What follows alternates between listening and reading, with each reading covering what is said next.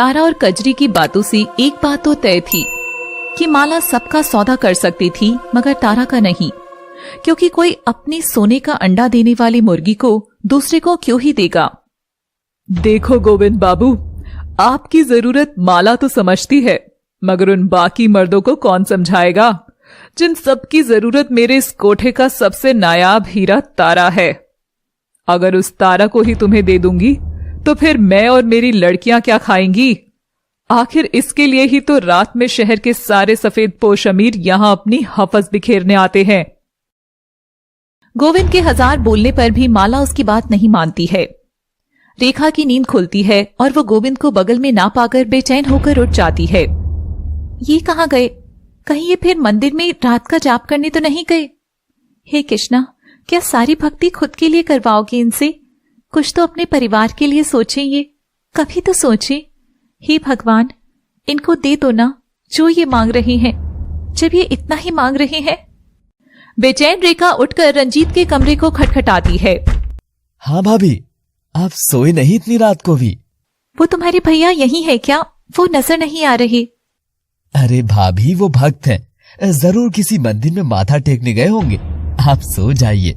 रेखा चली जाती है और तभी रंजीत घड़ी देखता है। वैसे मेरा भी समय हो ही गया है मेरे वाले मंदिर में जाने का। माला रानी, शिकार तैयार रखो, मैं आ रहा हूँ झपटने। तारा कजरी का हाथ थामकर खिड़की के पास खड़ी आसमान निहार रही थी। क्या देख रही है तारा? देख रही हूँ कि ये तारों से भरा आसमान कितना विशाल होता है ना कजरी। इसमें पंछी पंख फैलाकर जितनी दूर चाहे उड़ सकते हैं। ये बड़े बड़े विमान भी अपने आप में समा लेते हैं। नटखट लोग पतंग उड़ाते हैं तो कोई जलती लालटेन छोड़कर अपनी ख्वाहिशें इस आसमान से कह देता है। बड़ी शायराना हो रही है तारा। इन तारों में से वो जो सबसे चमकीला तारा है ना, वो तू ही है। एक ऐसी तारा हूं जो इस आसमान में ना कभी जा सकती हूँ, ना ही कभी खुले में उड़ सकती। इन मर्दों ने हमारे पांव में पैसों की बेड़ियां बांध रखी हैं। हम तवायफ चाह कर भी खुले में सांस नहीं ले सकते। अगर जरा सा भी बाहर निकले तो ये बेड़ियां खींचकर हमें फिर से दलदल में फेंक देंगे। और ये दुनिया, खजरी, क्या ये दुनिया तवायफों का उजाले में इस दहलीज को लांघना देख सकेगी? कोई हमसे बात करना तो दूर, पास खड़े होकर भी पाप समझता है। पर देख इस आसमान को, यहाँ सारे तारे एक जैसे हैं, मगर हम तवायफों को इन इंसानों ने हमेशा अलग ही माना है। हाँ तारा, शायद यही हमारी किस्मत है, कोठे से शुरू होकर कोठे पे खत्म। गाने तो बहुत बन गए हैं कजरी। इन्हीं लोगों ने ले लेना दुपट्टा मेरा, राम तेरी गंगा मैली हो गई। मगर आखिर गंगा को मैली करने वाले भी तो इनमें से ही हैं। ये दुपट्टा सीने से भी यही छीनते हैं ना, तो तवायफ कैसे मैली हुई? जब हवस का मैल तो इनके खुद के शरीर पर फैला है। काश गाने ऐसे होते जिसमें ना गंगा कभी मैली हुई हो, ना ही कभी होगी, कभी नहीं होगी। कजरी भी तारा को सीने से लगाकर रोने लगती है और तभी दरवाजे पर खटखट होती है। दरवाजा खुलता है और माला कजरी को इशारा करती है। कजरी तारा को लेकर बाहर आ जाती है। क्या हुआ ताई? वो रईस फुटा कि नहीं फुटा यहाँ से?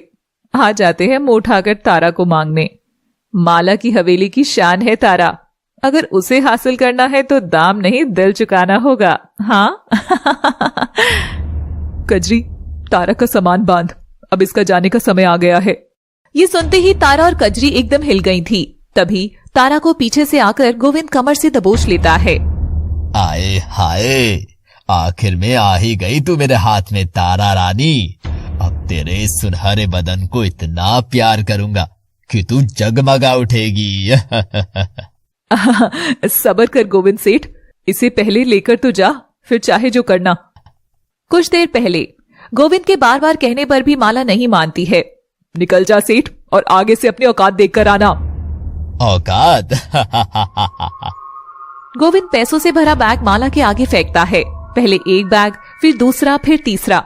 इतने पैसे देखकर माला के मुंह में पानी आ गया था। गोविंद सेठ, माला का मुंह कैसे बंद करना है ये तुम अच्छे से जान गए हो। अब इनसे तो मैं और भी तारा खरीद के ला सकती हूँ। मगर इस तारा जैसी और कोई भी नहीं है, बुलाओ उसे। माला के फैसले के आगे सब तवाइफें नजरें झुकाए तमाशा देख रही थी। कजरी तारा का सामान ला देती है। मैं तेरी बेटी जैसी थी ताई, तूने मुझे बेच दिया, मेरे विश्वास को बेच दिया। एक की कुर्बानी से मेरी इस हवेली का भला होगा।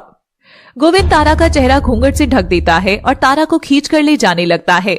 वह जमीन पर गिरी हुई थी। गोविंद उसे जानवरों की तरह घसीट रहा था। हो नदी और नारी रहे, औरों का कलंक सर ढोते, राम तेरी गंगा मैली हो गई, पापियों के पाप धोते धोते। गोविंद खुद को काले कंबल से ढककर फिर से सफेद पोश बन जाता है और जैसे ही वह बाहर निकलता है तभी रंजीत उससे टकरा जाता है। माफ करना भाई साहब। गोविंद रंजीत को देखकर सक पका जाता है, मगर रंजीत ने गोविंद को नहीं देखा था। सॉरी भाई, देखा नहीं था। वो जन्नत में जाने की जल्दी मुझे ना अंधा बना देती है। ओह, वैसे आप तो शायद महफिल ही लूट आए हैं, बेचारी माला। चलो मजे करना। हाँ, औरत मजे के लिए ही तो होती है।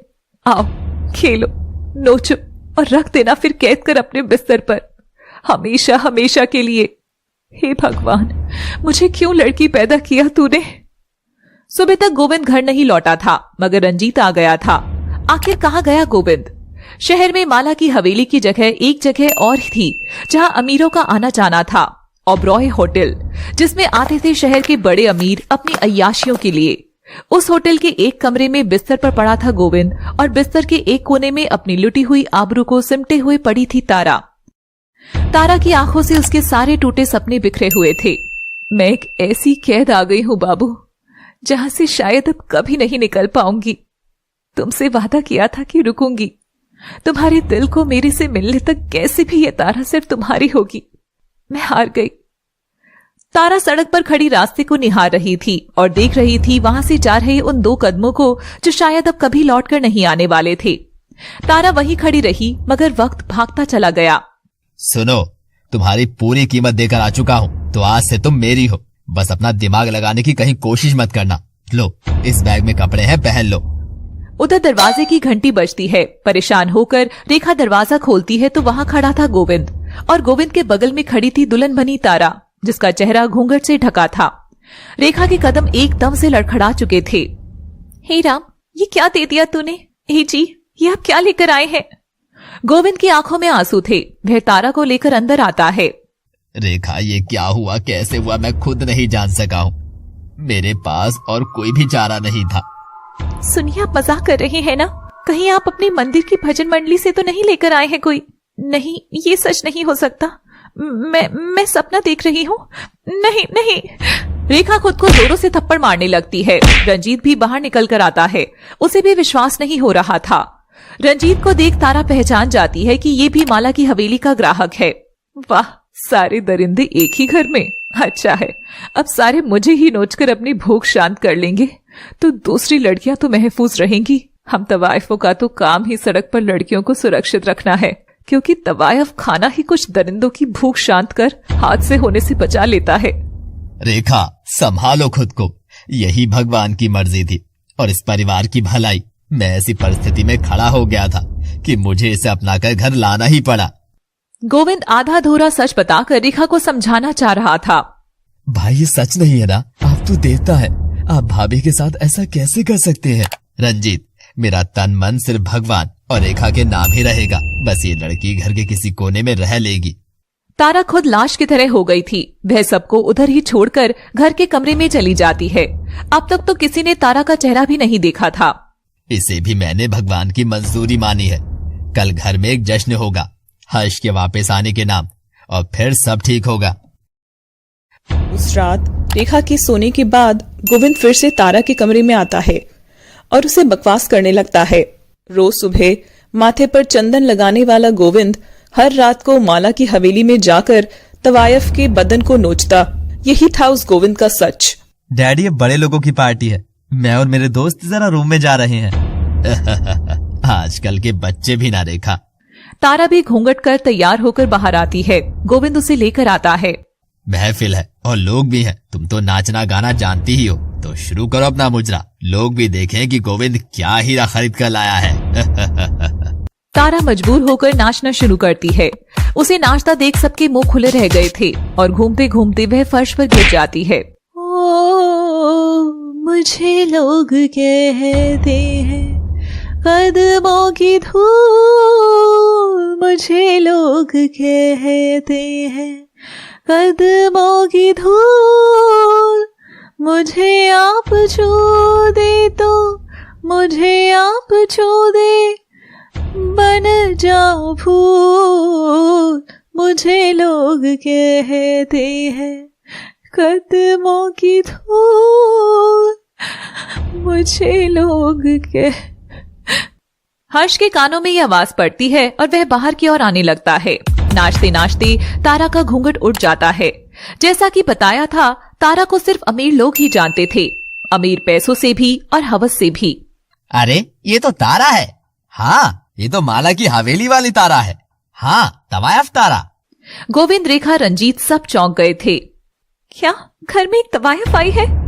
तभी हर्ष आकर तारा को उठाता है और तारा उसके सीने से लग जाती है। अब देखिए आगे क्या जिस दिल की तलाश तारा को थी वो अब कहीं कुचला जा चुका है। क्या ये महलों के हुक्मराने तवायफों को यूं ही नोचते रहेंगे? जानने के लिए देखिए हमारी कहानी केवल लव सिटी पर। Thanks for watching.